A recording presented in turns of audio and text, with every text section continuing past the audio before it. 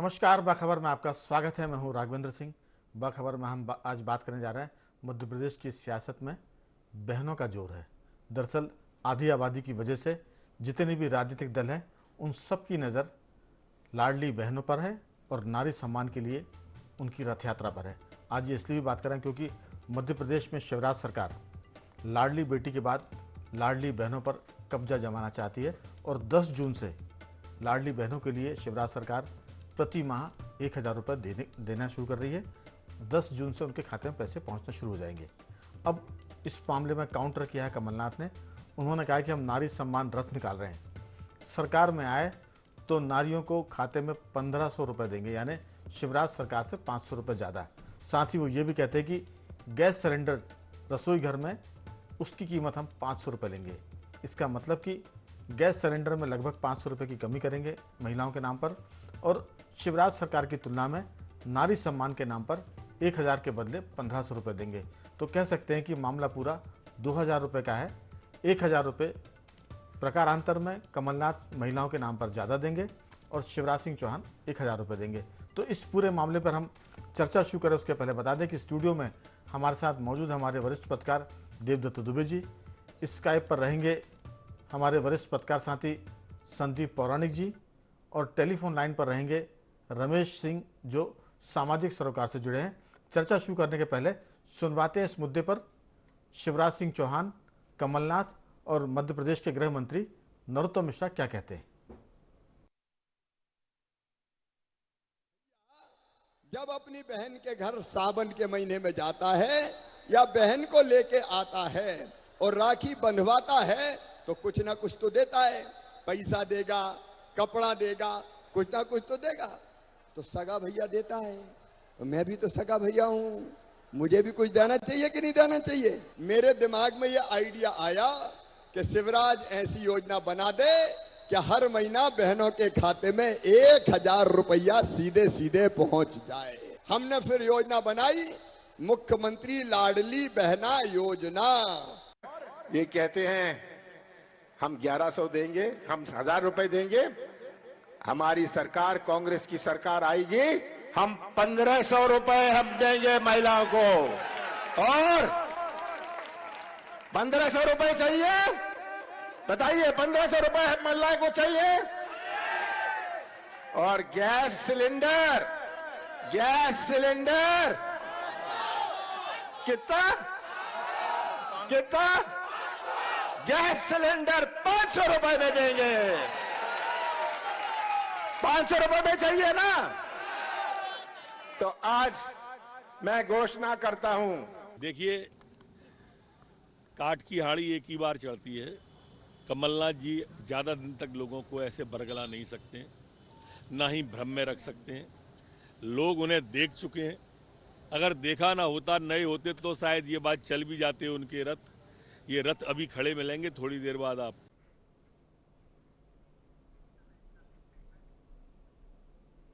तो हमने देखा कि किस तरह से वोटों के लिए इस बात की बोली लग रही कि कौन कितनी रियायत देता है। वो तो कमलनाथ अपनी सभा में जब पूछते हैं कि गैस सिलेंडर कितने, जनता शायद मुफ्त कहती है तो वो कहते हैं कि मुफ्त में भी देंगे। 1000 रुपये का गैस सिलेंडर 500 रुपये की डिमांड हुई तो 500 रुपये कर दिया। मुख्यमंत्री शिवराज सिंह ने कहा कि राखी पर बहनों के लिए भाई तो कुछ ना कुछ देता है, ये भाई भी तो सगा है और आपको वो हर महीने 1000 रुपये देगा, यानी 1 साल के 12,000 रुपये। ये मामला है एक दूसरे से प्रतिस्पर्धा का। इसमें जनता का लाभ तो जरूर हो रहा है, लेकिन इसमें दूसरा एंगल भी है कि इस तरह से सरकारी खजाने को वोट के नाम पर जनता के पास, यानी कभी मुफ्त के राशन के रूप में, कभी बहनों के रूप में, तो ये इस पर किसी और दिन विस्तार से बात करेंगे। लेकिन अभी तो होड़ मची है कि कितना हम आपको दे दें ताकि बदले में दिसंबर में वोट मिल जाए।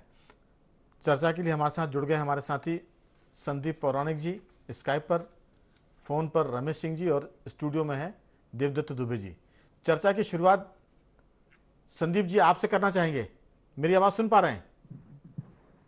जी हाँ। ये जो मध्य प्रदेश में प्रतिस्पर्धा है, वोटों के नाम पर रियायत देने की, छूट देने की, ये 5 साल में किसी को याद नहीं आती।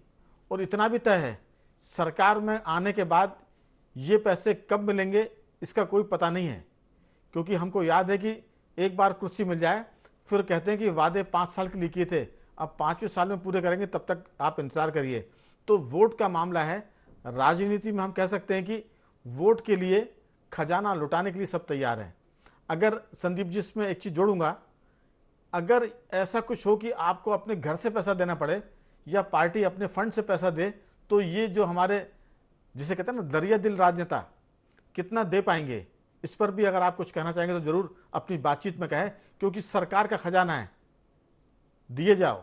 अगर पार्टी खजाने से देते तो फिर इसमें मुझे लगता है कि शाबाशी की और भाई भाई की जरूरत होती। लेकिन अभी तो पिछले बार के हमें याद है कमलनाथ जी ने कहा था कि 2 लाख तक का कर्जा माफ़ करेंगे, लेकिन 2 लाख तक का कर्जा माफ़ नहीं हुआ।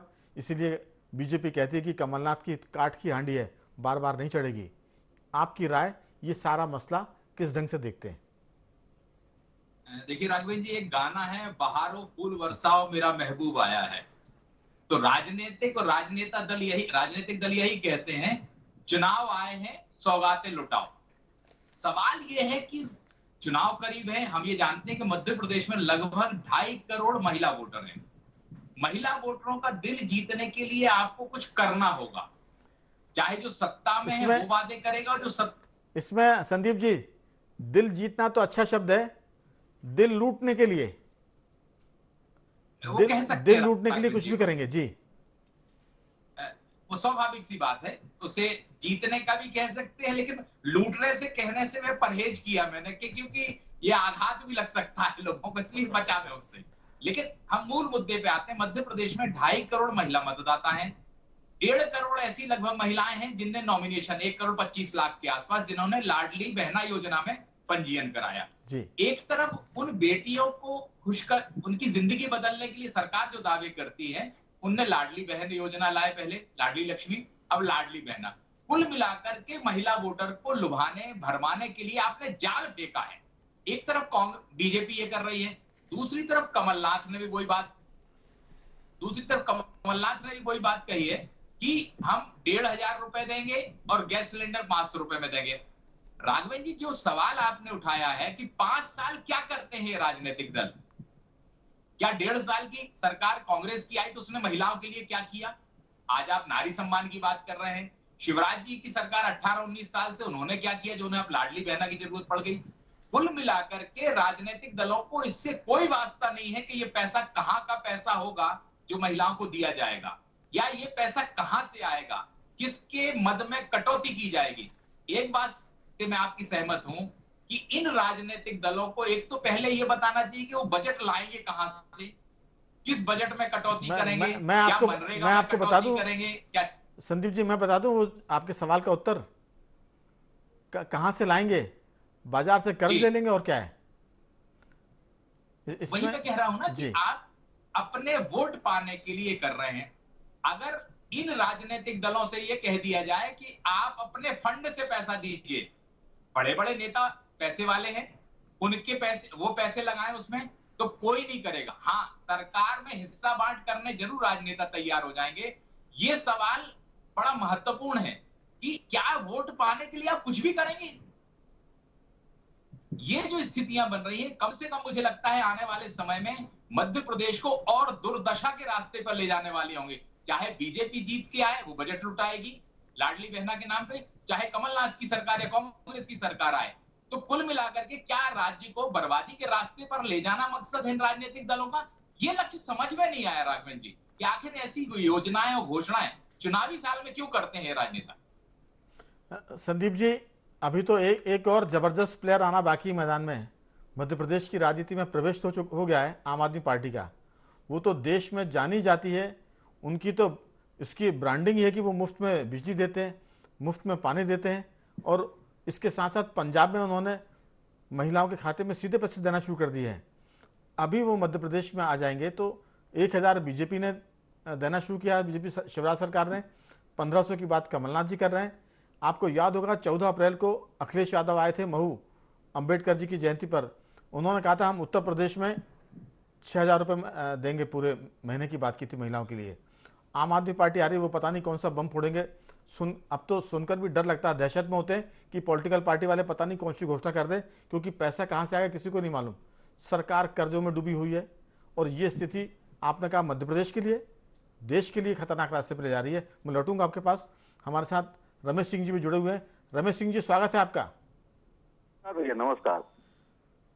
खजाने खुल रहे हैं, चुनाव आ गए हैं, कह सकते हैं कि नारी और बहनों के सम्मान में और उनकी प्रतिष्ठा में सरकार ने खजाने तो खोल ही दिए हैं। अब ये भी कह सकते हैं कि कार्यकर्ताओं और जनता के भी अच्छे दिन आने वाले हैं क्योंकि चुनाव आ गया है। आपकी राय, इसके बाद चर्चा को आगे बढ़ाते हैं। राघवेंद्र जी, जिस तरह से ये राजनीति में ये ट्रेंड बना है, खासतौर से आम आदमी पार्टी ने दिल्ली से शुरू किया है और दिल्ली में वो कामयाब भी हुए हैं, तो इस ट्रेंड में एक बहुत सारे इसके पर्सपेक्टिव है, लेकिन एक सबसे खतरनाक पहलू है कि इससे इकोनॉमी जो कि इस समय मतलब दुनिया की बहुत अच्छी किस्म की इकोनॉमियों में भारत की इकोनॉमी इस समय रन कर रही है।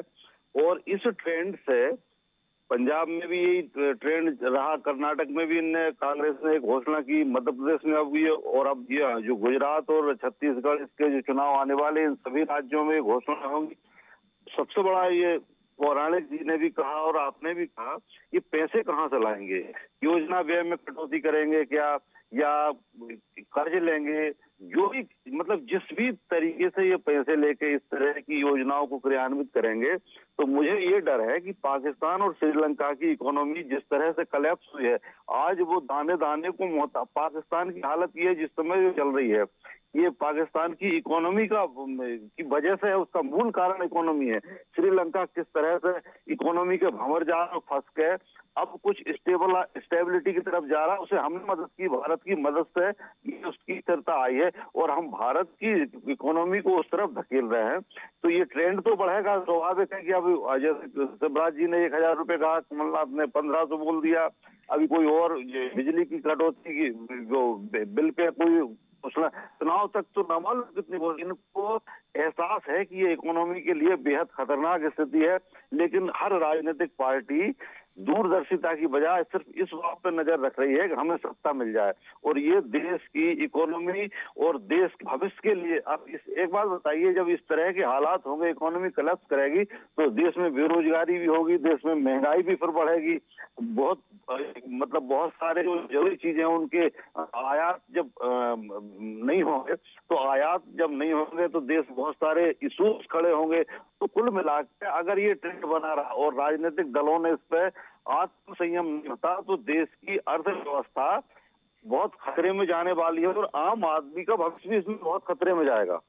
बिल्कुल आपने ठीक कहा। मैं तो इसको एक कदम और आगे बढ़ के कहूँगा कि देश खतरे में जाएगा, विकास के कार्य की गति घट जाएगी, अस्पतालों में दवाओं का वितरण भी घट जाएगा, स्कूलों के में मास्टरों की नियुक्ति कम हो जाएगी, स्कूलों की बिल्डिंग बनना कम हो जाएगी, इसके बाद सड़कों के निर्माण में, बिजली के उत्पादन में, सब जगह चौतरफा असर पड़ने वाला है। देवदत्त जी, दरअसल इसकी पहले चरण की हम बात करें तो शिवराज सरकार ने 7000 करोड़ रुपए की व्यवस्था की है महिलाओं के लिए, बहनों की जो धनराशि की बात हुई है, लाडली बहनों के लिए जो फंड का बजट में प्रावधान है वो 7000 करोड़ का है। आप कल्पना करिए कि 7000 करोड़ से कितनी विकास योजनाएं बन सकती है। किसी छोटे मोटे शहर का कायाकल्प हो सकता है, कोई छोटा मोटा शहर बच सकता है, कोई इतने 2 4 5 बड़े बड़े अस्पताल खुल सकते हैं इसमें जहां मरीजों का इलाज हो सकता है, अच्छी यूनिवर्सिटी बन सकती है 7000 करोड़ में। तो बहुत सारी चीज़ें कह सकते हैं कि है। जैसा रमेश सिंह जी बता रहे हैं, संदीप जी ने कहा कि ये हम आत्मघाती दौर में जा रहे हैं। पाकिस्तान, श्रीलंका उदाहरण है, लेकिन भारत अभी दुनिया की मजबूत अर्थव्यवस्था के रूप में उभरी है। ऐसा लगता है कि सारे नेता इस बात पर पिल पड़े हैं कि इसको कमज़ोर कैसे करें। मैं एक शब्द कहूँगा और उसमें आपकी सहमति असहमति जरूर चाहूँगा, ये भी एक किस्म का देशद्रोह है। देश को कमज़ोर करने की जो बातें दूसरे लोग करते हैं, तो मुफ्त की घोषणा करके भी आप देश को कमज़ोर कर रहे हैं। अगर अर्थव्यवस्था कमज़ोर होगी तो देश कमज़ोर हो जाएगा। सेना के पास हम बहुत अच्छे हथियार नहीं दे पाएंगे, वैज्ञानिकों के लिए शोध करने के लिए बहुत पैसा हम उपलब्ध नहीं करा पाएंगे। तो ये एक नए किस्म का देशद्रोह है, मैं ऐसा मानता हूँ। आपकी राय? देखिए, जिस तरह से लोगों में, राजनीतिक दलों में जीत की चाहत जो बढ़ गई है, चुनाव में हमें जीतना है, हर हाल में जीतना है, हमें सरकार में रहना है, इसके लिए तो वोट एक समाधान था कि आप वोट लीजिए, लोगों की सेवा करिए और सरकार में आइए। लेकिन अब वोट, मुझे लगता है जो समाधान थी वो समस्या बन गई है कि हमें एन के एन पे करंट वोट लेना है, और उसके कारण पहले वोट लूटे जाते थे जी बंदूक के दम पे, पोलिंग बूथ पर कब्जे होते थे। अब उससे किस तरह से निजात मिली है, तो वोट पाने के लिए ये प्रलोभन शुरू हो गए। एक और चर्चा जो हर समय चुनाव में, आपने तो बहुत रिपोर्टिंग की है कि पैसे, शराब बांटना, चुनाव के पहले बहुत सारे गिफ्ट आइटम, साड़ियाँ बांटना, पायलें बांटना, ये सब, और उसमें बीच के लोग बिचौलिए कुछ बचा ले जाते थे। तो मुझे लगता है राजनीतिक दलों ने सीधा घोषणा ही कर दी कि हम ये, इसका कोई सारोकार, कोई योजना नहीं बनाते कि हम क्यों दे रहे हैं, कोई मापदंड, कोई योग्यता, कुछ नहीं, हम आपको दे रहे हैं क्योंकि आप हमसे जुड़ो। और फिर वो एक नहीं, योग्यता तय कर दी इसमें। बहनों के लिए जो लाडली बहना योजना, उसमें बहनों के लिए 1 हेक्टेयर से कम जमीन होनी चाहिए, उनके पास 4 पहिए का वाहन नहीं होना चाहिए, इस तरह की योग्यताएं तय करी है मैंने। वो एक वोट बैंक उन्होंने जो बनाया, उनके जो एनालिसिस रहते हैं कि किस वोट बैंक को पैसे देने से, किसकी मदद करने से कौन हमारा लाभार्थी वोट बैंक तैयार होगा। और इसमें सबसे बड़ी जो चिंता की बात आज हम सब लोग कर रहे हैं कि सभी दल इस होड़ में शामिल हैं। कोई ये साहस नहीं कर पा रहा है कि हम उनको जीना सिखाएंगे, आत्मनिर्भर बनना सिखाएंगे, आत्मबल के साथ वो अपना काम करें, उसके लिए हम साधन मुहैया कराएंगे। कितने क्षेत्रों में महिलाएं कुपोषित हैं, डिलीवरी की कितनी समस्या है, और वो रोज़गार करने के लिए जाती तो उनको सुरक्षा की कितनी समस्या है। इन सब चीज़ों पे यदि खर्चा होता तो महिला खुद खड़ी हो जाती। वो तो जहाँ जहाँ जिस क्षेत्र में गई है उसने कीर्तिमान रचे हैं और अपनी प्रतिभा का परिचय कराया है। लेकिन इस तरह से जो और कुरीतियाँ हैं जो समाज में, मुझे लगता है कि जो परिवार में पुरुष जो कई बार अभी स्व सहायता समूह के पैसे आते हैं तो आक्रमण होता गया, अब वो 1000 को भी नज़र लगाएगा, फिर लगेगा 1500, 500 सिलेंडर। तो ये जो प्रतिस्पर्धा शुरू हुई जीत के लिए, इस पर कहीं ना कहीं विराम लगाने की ज़रूरत है। और ये जनता ही को अब तय करना पड़ेगा, क्योंकि इस होड़ में शामिल होकर जिस तरह से हम कर्ज में डूबते जा रहे हैं और जिस तरह से बेहिसाब समस्याएं पैदा होती जा रही, इससे कोई हल नहीं होने वाला है। आप जी, इसके लिए तरीके हैं जो दिल जीतने के, दिल लूटने के नहीं, उन दिल जीतने वाले तरीकों को अपनाना चाहिए। और अच्छा काम करेंगे तो वैसे ही लोग वोट देंगे। ये तो एक तरह से नीलामी बोली जैसी, आज जो 2 बाइट आपने सुनाई कि हम इतने, तो उन्होंने कहा हम इतने देंगे, जैसे नीलामी बोली होती है वैसी बोली जैसी लगा रहे हैं मतदाताओं की। तो ये क्रम रुकना चाहिए। संदीप जी, सारा मामला आपने कहा कि मुफ्त की तो घोषणाएं हैं, पहले राशन पानी मुफ्त मिलता था, फिर बता रहे देवदत्त जी कि आप चुनाव के समय कंबल बंटते थे, शराब बंटती थी। अभी हमने कर्नाटक चुनाव में देखा कि एक ऐसा वीडियो आया जिसमें बाकायदा पैसे बांटे जा रहे हैं, 500-500 रुपये के नोट बांटे जा रहे हैं। तो ये सब चीज़ें अब बहुत ही निर्लज्जता के साथ, बेशर्मी के साथ दिखाई दे रही है। लेकिन ये जो मुफ्त की घोषणाएं हैं, जब आपका बजट खराब है, आप कर्ज में डूबे हुए हैं, चाहे वो मध्य प्रदेश हो, चाहे कर्नाटक हो, चाहे पंजाब हो, चाहे दिल्ली हो, दिल्ली के बारे में कहते हैं कि वो कर्ज में नहीं डूबी है, लेकिन कर्ज में डुबाने की राशि की तरफ चल पड़ी है वो। आपकी राय की, मैंने कहा था कि ये भी एक किस्म का देश को कमजोर करने का मामला है, आप इसे किस ढंग से देखते हैं? जैसे चुनाव में सुधार की बात चल रही है, वैसे ही राजनीति में बड़े सुधार की जरूरत महसूस होने लगी। ठीक है, चुनाव आयोग ने पैसे बांटने पर रोक लगा दी है, राजनीतिक दल नोट बांटते हैं, शराब बांटने पर रोक है, शराब बांटते हैं। चुनाव के अंतिम साल में घोषणाओं पर रोक क्यों नहीं लगाई जा सकती? मैं ये नहीं समझ पा रहा हूं कि चुनाव आयोग बाकी चीजें निर्धारित करता है, वो अंतिम साल में घोषणाओं पर रोक क्यों नहीं लगा सकता? जो प्रलोभन देने वाली नजर आए उसे, ठीक है, चुनाव आचार संहिता का आप कहते हैं कि चुनाव आचार संहिता के दौरान कोई ऐसा नहीं कर सकता है। चुनाव आयोग को, या यूं कहें कि सरकारों को, चाहे केंद्र की सरकार हो चाहे राज्यों की सरकार हो, इन्हें समन्वित एक सामंजस्य वाला प्रयास ये करना चाहिए कि जिस साल चुनाव होंगे उस साल इस तरह की कोई घोषणा सरकार नहीं कर सकेगा। बजट में जो प्रावधान है पिछले 4 साल से जो चला आ रहा है उसे आप करिए। क्यों आप अगर सत्ता से बाहर होते हैं तो जो नई सरकार आएगी उसके सामने चुनौती हो जाएगी, और जो दल चुनाव जीत के सरकार में आएगा वो भी घोषणा कर चुका है। तो कुल मिलाकर के ये बोझ किस पे जाएगा? सरकार तो कर्ज लेके काम चला लेगी, घी पीने की जो आदत है वो हो जाएगी। लेकिन आज सवाल ये उठ रहा है कि प्रदेश की जनता पर, चाहे मध्य प्रदेश हो चाहे दीगर राज्य हो, उन पर जो भार पड़ेगा उससे निपटेंगे कैसे?